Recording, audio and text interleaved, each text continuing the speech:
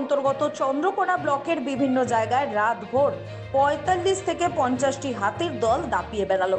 চন্দ্রকোনা, শ্রীনগর ও গড়বেতার সন্দীপুর, চৈতন্যপুরের মাঠে তাণ্ডব চালায় হাতির দলটি। নাজেহাল হয়ে যায় গ্রামের মানুষজন ও বন দপ্তরের কর্মীরা। বিভিন্নভাবে জঙ্গলে ও মাঠে ছড়িয়ে ছিটিয়ে যায় হাতিগুলি। অবশেষে বন দপ্তরের কর্মীদের প্রচেষ্টায় ৪৫ থেকে ৫০টি হাতির পালটিকে মাঠ থেকে সরিয়ে নিয়ে গিয়ে নিরাপদ আশ্রয়ে জঙ্গলের গিয়ে পৌঁছে দেওয়া হয়।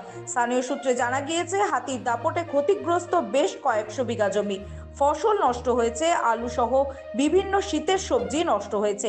চাষিরা জানান, এমনিতেই ধার দেনা করে আলু লাগিয়ে চিন্তিত চাষিরা।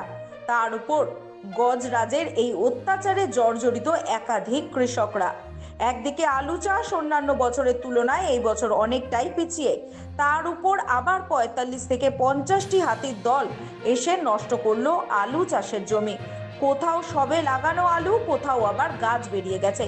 কিভাবে কি করবে তারা ভেবে উঠতে পারছেন না একাধিক চাষি।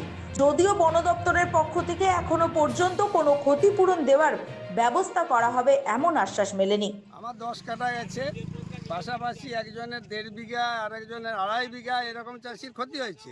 ক্ষতি হয়েছে বলতে আমাদের জমিতে মানে মাটি দেওয়ার পরে যে 3 পাওয়া হয়ে গেছে, সেই জমিটাতে আর আলু বসালেও হবে না। কত বড় গাছ হয়েছিল?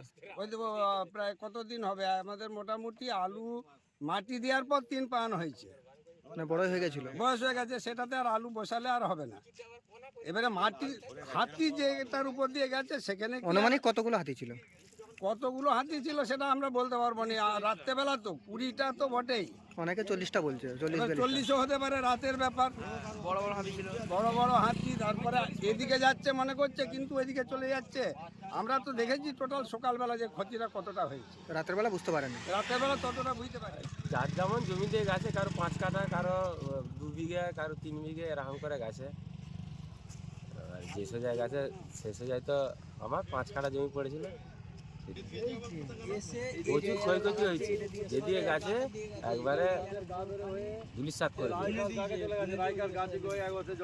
ক্ষতিটা ভালো হয়েছে। এটা কখন হয়েছে? গতকাল রাত্রে? হ্যাঁ, 11টা 25-এ আমাদের এখানে কতগুলো হাতি দল ছিল? 42টা।